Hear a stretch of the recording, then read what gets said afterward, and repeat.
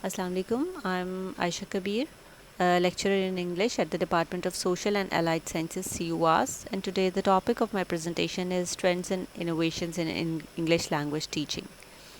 As we all know that innovations in language teaching have evolved significantly over the years, incorporating advances in technology, pedagogy, and understanding of cognitive processes.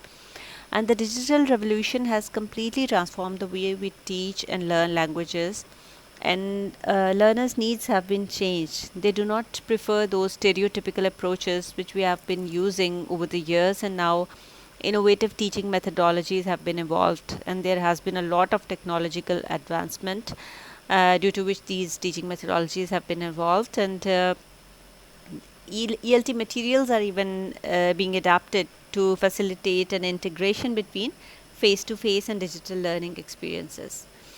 And there are virtual classrooms that enhance learning engagement and provide personalized language instruction. Now, personalized language instruction means that the language and ELT materials are adapted according to the individual needs of the students. Although there have been a lot of innovations in ELT materials, here I have jotted down few key innovations. First is blended learning, which means combining traditional classroom instruction with online component. And although it started in 1860s, but it took its present form in 1890s. And especially during COVID times, it gained prominence because we were switching from online to physical classrooms from time to time as there were lockdowns, and so this became greatly popular. And it's a mixture of online and in-person delivery, where sometimes the online portion replaces face-to-face contact time, and it's called by different names like hybrid learning, technology mediated instruction, web enhanced instruction, or mixed mode instruction. Hybrid learning is that where some of the students sit at their homes and they take the classes, while some are taking physical classes, means according to their ease. And it's in blended learning, students' achievement was found higher because there's some element of student control over time, place, path, or pace. As we all know that not all the students are of equal intelligence in the classroom, or of equal level.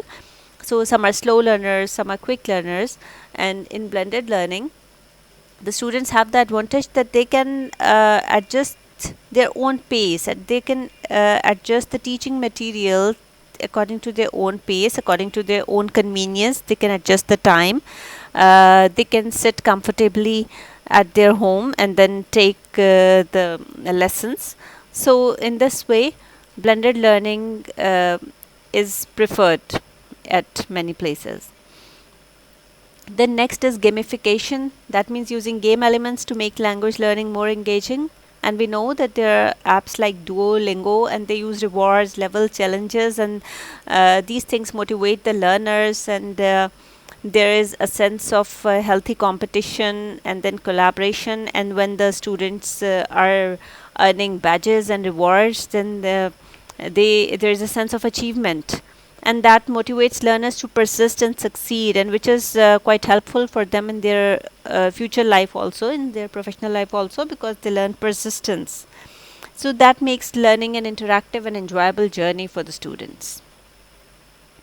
The next is AI and adaptive learning. And adaptive learning technologies are revolutionizing as there the material can be adjusted according to the learner's strengths and weaknesses, and it is adjusted according to the level of difficulty, and it is being adopted everywhere, especially chatbots are used for conversational practice.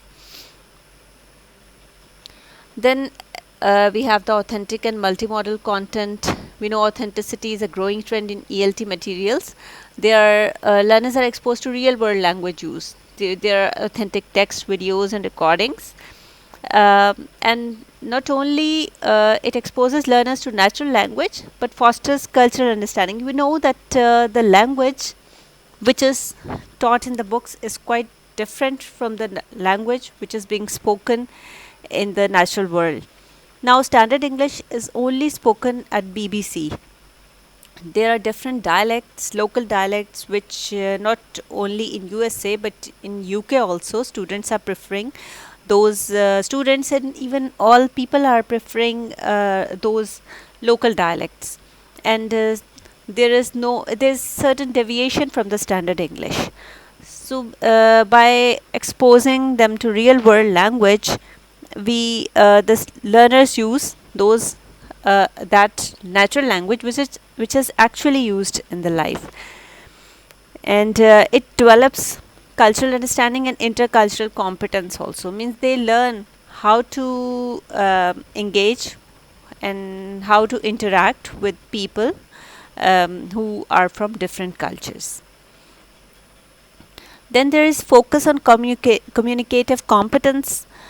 Previously, it was thought that if a person can write excellent English, he is a very learned person. But now the focus is on communicative competence, means a learner should be able to use language effectively in real life situations. And for that, in ELT material, authentic dialogues are given. There are role plays and interactive activities are also integrated in that.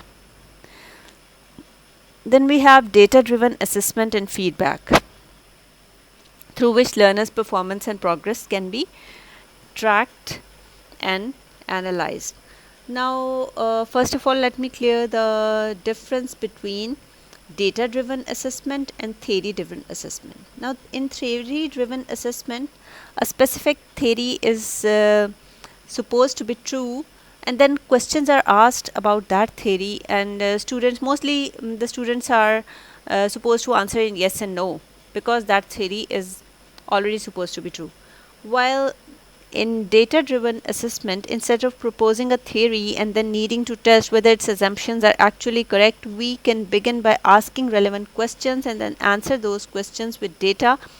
Like in data driven assessment, um, students should be using their own reasoning ability.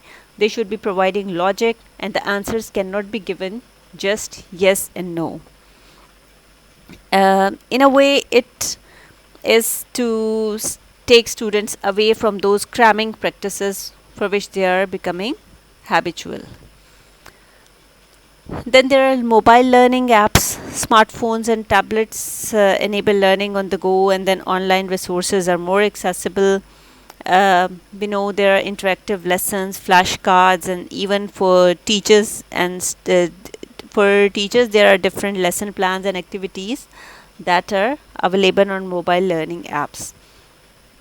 Even if we want to know the pronunciation of any word, we can just take out mobile and we can get the pronunciation, actual pronunciation. Even we can hear it. Previously, in previous days, we had to consult dictionary, and not everyone can read the phonetic transcription, so it was difficult for common people to read the phonetic transcription and to read the correct pronunciation. But now mobile phones have made it very easy for us. Then there are flipped classrooms. Students study new content at home through videos, readings, etc. And the classroom time is used for interactive abilities and interactive activities, because if the reading is done in the class, a lot of time is wasted.